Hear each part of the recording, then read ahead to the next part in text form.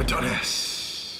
Adonis doesn't need fitness YouTuber juice. His nuts produce all the testosterone he needs naturally. All of the fitness YouTubers stare at Adonis and wonder how he does it. This is because Adonis has optimized his lifestyle for testosterone production. He gets good sleep, he eats clean, he lifts weights, he does all those things, but there are a special 3 proven ways that no one else does that has dramatically increased Adonis's testosterone levels. I'm not gonna waste your time in this video and tell you the same advice that everyone else is gonna tell you.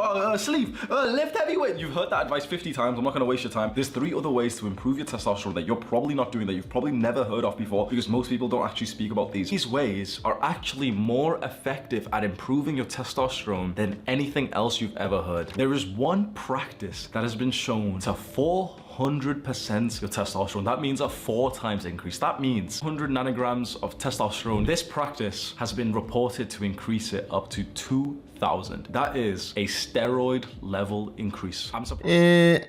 Not quite. What's up, YouTube? My name is Christian. I'm a licensed medical lab scientist. I'm also been lifting for 15 years. I got a black belt in Shito-Ryu karate and a brown belt in Hawaiian Okinawan karate with also competitive wrestling experience. And I'm here to review Hamza's testosterone guide from about a year ago. Testosterone has been a hot topic because everyone is trying to find a way to increase their testosterone. But I feel like a lot of people don't really know the specifics of how testosterone works in the body. So I'm going to be extrapolating a little bit and giving some of my expertise so that people know exactly how testosterone works and they don't waste their time, okay? I'm also going to be going over his guide here, what's right, what's wrong. And so tag along, try to get some information. This is not a hate video whatsoever. Shout out to Hamza, go follow him as well, and let's get it popping. What I'm about to tell you will improve your testosterone more than sleeping will. The testosterone reduction of poor sleep is about 15% every night. If you've got a testosterone of 500 nanograms per deciliter, it'll go down to around 430. All right, so before we move on, I just want to explain what nanograms per deciliter is. I feel like Hamza mentions nanograms per deciliter a lot without really knowing what it is. So I'm just going to extrapolate the information a little bit. Nanograms is a unit of mass, a unit of matter, aka in grams, okay? Now, grams of what? Grams of testosterone per unit of deciliter. Deciliter is a unit of volume. Volume of what? Blood, because when we test testosterone in a lab, what we actually do is that we take a specific amount of your blood and then we centrifuge it, we spin it around, we take the serum. Serum would be the liquid component of your blood without the red blood cell component, and we test that. And that's where you're going to find analytes such as testosterone, okay?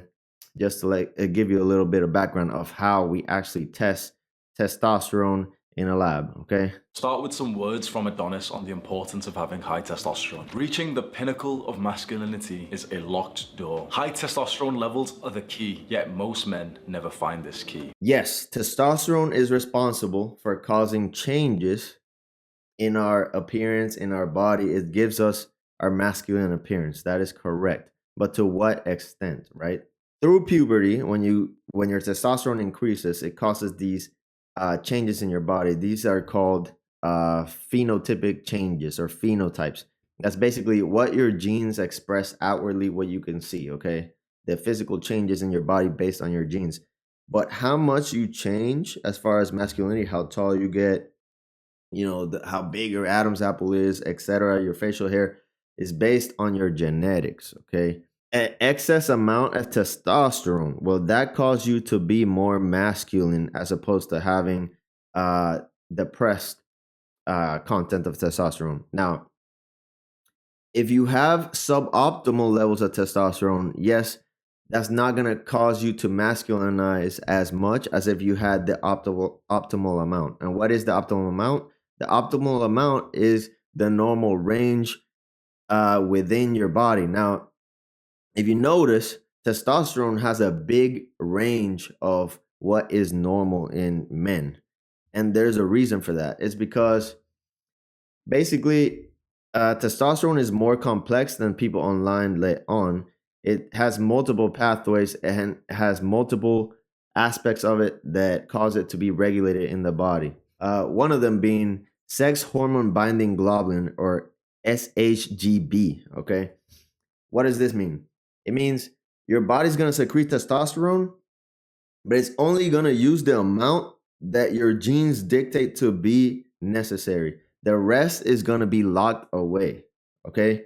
So your body actually locks it away. It secretes it into your blood, already binded to this sex hormone binding globulin. Okay. And that means like you don't even use the total amount of testosterone that you secrete. So when we test in the lab, we test for the total testosterone, but we don't actually specify how much is being locked away by your own body, how much is being regulated away. Okay.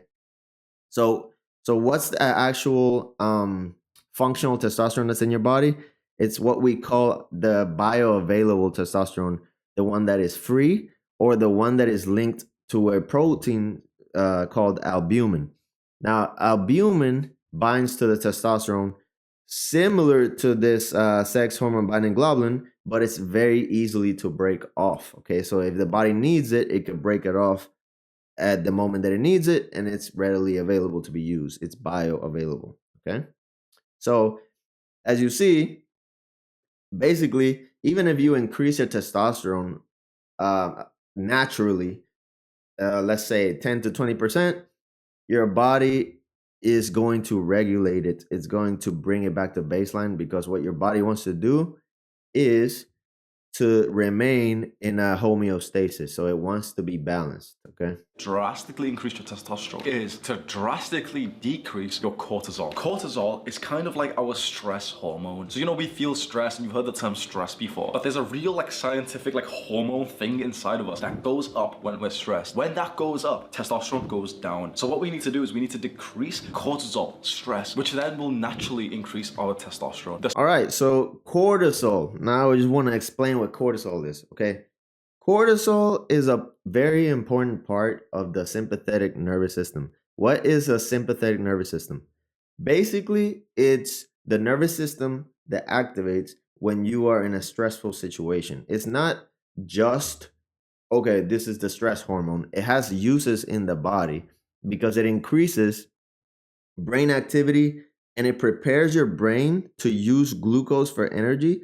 It also allows you to kind of be focused like in the moment. So cortisol prepares you for a stressful situation in the moment. Everyone needs cortisol, okay? And it's actually increases your performance. If you've heard of good stress, this is what this is. It's basically the sympathetic nervous system activates. It secretes cortisol in your body, and it gives you that fight or flight response to be focused and ready for action. So I just want to explain that because cortisol gets a bad rap. Now, the bad cortisol, okay, the cortisol that's going to cause you problems is the chronic stress cortisol. Basically, when your cortisol levels are elevated past baseline for a long period of time, or in a period of time where it's not supposed to be secreted, it's going to create bad things in your body. Testosterone is going to decrease, going to create headaches, and it's going to cause you to retain fat in your midsection. Okay. Now, another thing about cortisol, cortisol has a pattern of use. It has a diurnal pattern. Okay. Cortisol will decrease the most around midnight when it's time for you to go into deep sleep. Your body gets ready to deplete cortisol all the way down, and then when it starts getting to approach the morning time, 3 a.m. or so, when it's ready to wake you up, it's gonna elevate cortisol. And then after you're woken up in the morning, your cortisol should be the highest, and then it's gonna deplete and stay at a baseline. That's what you want. You want cortisol at a baseline.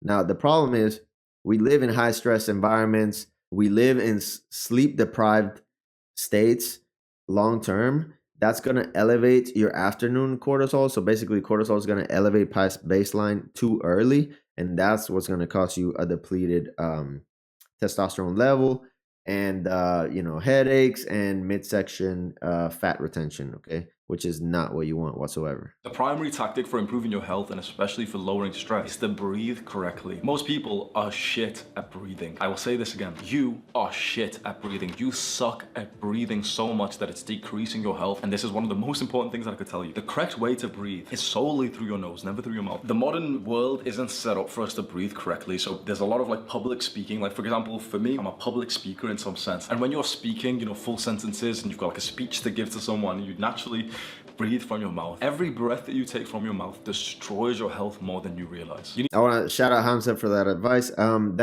Actually is good advice. A lot of people have blocked airways in their nose, and that is very bad for your health for a number of reasons.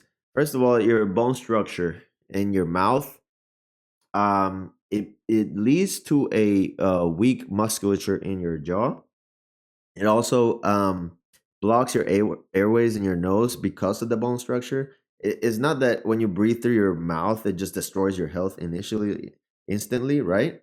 The problem is because you're training your bone structure to be a certain way, it blocks your airways. And then when you go to try to sleep, right, where you're laying down flat on your back, lowers the air pressure inward. So it's harder to breathe and it causes sleep apnea. So indirectly, what you're doing is you're affecting your sleep. And as I detailed before, if you don't get good sleep, then it elevates those cortisol levels earlier, you know, throughout the day, and you get that chronic high cortisol level that leads to lower testosterone. Okay, so indirectly, really, what you're affecting is your sleep. Even though Hamza is saying like, "Oh, sleep," you know, people mention sleep a lot, but sleep is like one of the most important aspects of keeping that cortisol level in a normal baseline state. Don't be sat there like. What you're gonna do is just breathe silently from your nose as much as you can. I always had like a runny nose and I thought that was just me. I thought, you know, I just constantly had a fucking cold. It turns out that I just detrained my nose to actually be able to breathe. I started prioritizing nasal breathing throughout the day and now it's improved significantly. Then lower your cortisol, which will then increase your testosterone. And then the second thing that you can do is a breathing exercise. What we'd like to do is slow down and calm our breathing as much as possible. And we do this through something called deep breathing. You can get up to a 50% increase in your testosterone with this deep breathing exercise. 50% increase is a huge number. The only way I could see that being true is if you have basically abnormal low testosterone and super high chronic stress. 50% is huge.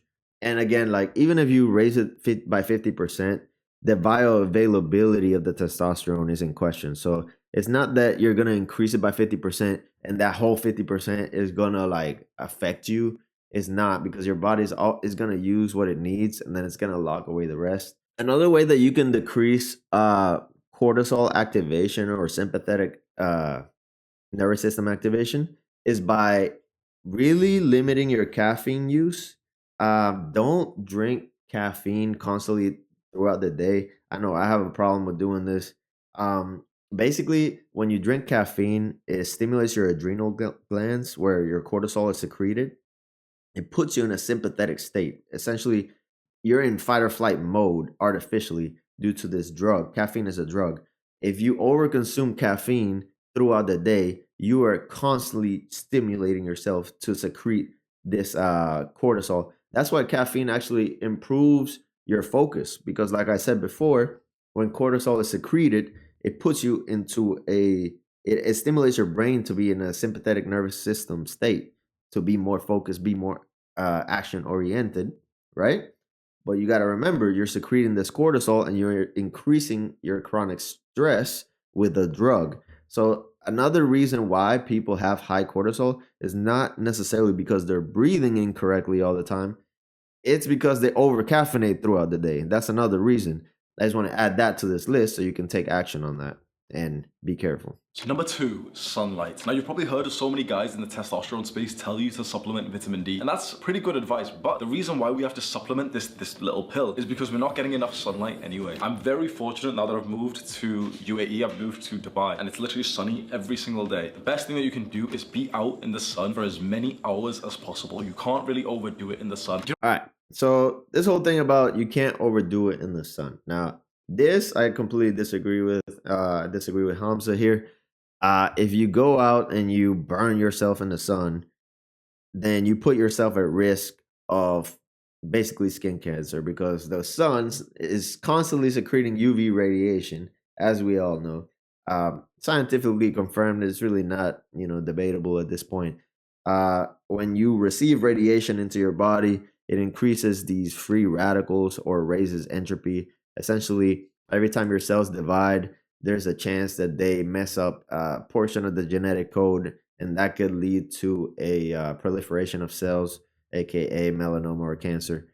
So, guys, be careful in the sun. I mean, all you need is really like 30 minutes to an hour a day, and it doesn't even have to be direct sunlight. You just have to be outside when it's sunny.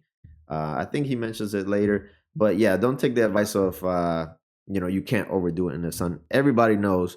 Just go out to the beach and lay for 8 hours. The next day, you gonna be freaking peeling and burning. Okay. No. Sunlight doesn't increase testosterone. A lack of sunlight kills it. I like that he kind of switched gears there because basically, like, being in the sun is not a magic pill. It's not like you're gonna go out into the sun and your testosterone is gonna increase tenfold.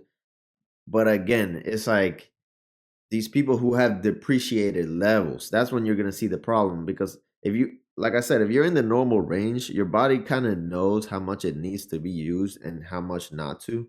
So being in the sun is just not gonna, like, it's not the end all be all. It's not gonna be a magic pill. But if you are vitamin D deficient, then you should fix that right away, because you're probably killing your testosterone, like Hamza mentioned. Testosterone, you've got little man boobs, your dick's kind of small, your balls are kind of small, you're not very masculine, you've got a high-pitched little voice, you're a little bitch. You clicked on this video because you're a little bitch, and you don't want to hear this advice, do you? You don't want to be told to go outside, do you? And yet one of the worst things that's actually happening to you is a lack of sunlight. If you're a total Jeffrey, you've already started complaining, haven't you? You've already started coping. But I'm in this country and there isn't much sun. Shut the fuck up. No. We don't cope around here. Coping is for Jeffreys. Okay, I just want to add to what Hamza is saying here too, because online there's a lot of people who are obsessed with genetics, right?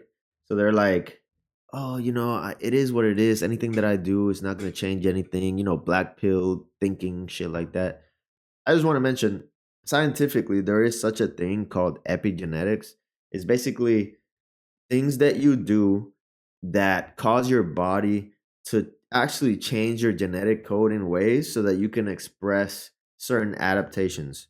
So, okay, let me cut down the scientific lingo. Okay, basically, you take action and your body's like, okay, we don't have the genetics to actually like complete this action. So we're gonna have to like change some things around here. And let me cut some of this genetic expression off and some of this on. So you can actually change, not completely, not to a super high degree, but you can change your genetic code with certain actions. For example, like if you lift weights, right? If you lift weights, then your body is gonna find a way to increase the amount of receptors, androgenic receptors in your muscles, so that the testosterone that was previously not used is gonna use a higher percentage of it towards your muscles so you can increase your musculature. And over time, you get epigenetic changes based on that. Also, it's been proven that what you eat, whatever's in your gut bacteria actually has an influence over your genetics as well. So if your diet is better, you actually promote the production of, let's just say, good bacteria or a good biome that actually changes your genetics over time. Okay. And that's called epigenetics. So basically, don't lose hope. Go out, do good things, go to the gym, lift weights, eat well, and you will express your genetics in a better, more attractive way. And like Hamza said, don't be a little bitch. You clicked on these videos for some advice.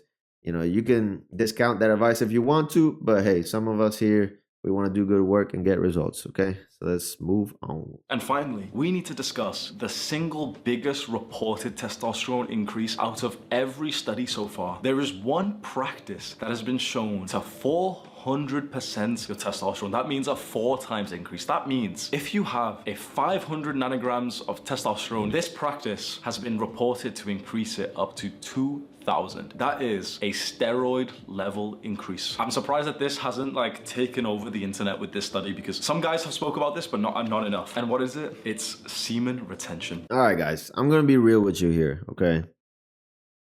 This semen retention thing is super overhyped. This stuff isn't really gonna make or break your testosterone, and even if these crazy claims are true that it raises your testosterone up to 2,000, which is a steroid, literally a heavy cycle level increase, okay? It's not gonna really affect you, because it's probably for a really short time, even if it is true. And even if you had a 2,000 nanograms per deciliter level, like I said before, your body's not gonna allow you to basically use it. It's basically gonna say, okay, we have this crazy level increase, let's just bind it away. We don't need this much. Let's just use the optimal amount that we always use for whatever we need. That level of testosterone would actually be detrimental to you long term, anyways, because like we said, when you take steroids, it causes a whole host of issues. Your body's not gonna allow you to go past a certain level where it's gonna hurt you. Okay, it has regulatory systems in place to prevent that. Okay. If you do semen retention whilst having sex, your testosterone can go up by 400%. What this means, essentially, you have sex, you don't nut. You have sex, you don't ejaculate. This has been shown to have a 400% increase in testosterone. Why? Really think about this. Why? The researchers couldn't prove this because, they want to talk about sciencey shit. So they prove to us the science, right? They prove to us that, with scientific terms, if a man and a woman have intercourse and the man stops preemptively before ejaculation, then his testosterone, they've done the science shit, right? But they weren't able to explain why it skyrocketed his testosterone. And I'm so glad that I've got my sort of understanding of psychology, evolution, and the concept of sort of caveman days. I'm very aligned with evolutionary shit, right? The reason why you will get the biggest improvement to your testosterone level, similar to taking steroids, when you do semen retention whilst having sex, you have sex, but you don't nut, and you stop before you ejaculate, is because something in your primal brain realizes that you were so close to achieving the point of life and you stopped. Your primal caveman alpha male brain gets turned on and starts to think, fuck, everything of our lives was to get us to this moment, to ejaculate, to reproduce. That's the whole point. That is the mission of a species. Why did we stop when we were literally right there? Maybe there's enemies. Maybe it's not safe. There's got to be a reason why our brain's thinking this. So let's pump him full of testosterone. Let's make him 4 times as strong, 4 times as masculine. So good theory, Hamza. Good hype. We call that a hypothesis, okay? But let's see if the audience here, if you've been paying attention to this video, what would secrete if you feel like you're in danger or a high stress situation arises? What is secreting? It's not really testosterone. What is it? Okay, I'm gonna give you 3 seconds. It's actually cortisol. Okay, because like I mentioned before, sympathetic nervous system activates, adrenal glands secrete cortisol to prepare the brain for what? For action. So really, this theory is really not based on scientific fact. It's not because the body feels like, okay, we're about to reproduce and we didn't, so we're probably in danger. Essentially, if you were actually in danger, what actually increases is your cortisol. And according to Hamza, increased cortisol would decrease your testosterone. Okay, cortisol has its uses. You need it for the sympathetic nervous system to get prepared for danger, okay? And it's good if you secrete it for those instances. Where it's bad is if you have a chronic elevated level of cortisol throughout the day. That's when it's bad, okay? Greatest reported increase of testosterone ever, and almost no one's talking about this. I explain more about this semen retention thing in my alpha male sex course. It's linked in the description next to the 3 bedroom mistakes that you're making. Go click on that link right now. All right, so that was the testosterone guide by Hamza, supposedly science-based. I extrapolated a little bit, gave some information to back some of the stuff that he was saying, and I kind of disproved a little bit of what he was saying. Again, this is not a hate video. I like Hamza's content. Go follow him because I actually think he does a good job of promoting self-development for the youth. Right now, he's promoting a lot more entrepreneurial information go ahead and follow him. And if you want more science-based facts on some of these self-development topics, follow me as well, because I'm gonna keep providing those. And have a good one. Go ahead and like and subscribe. Peace out.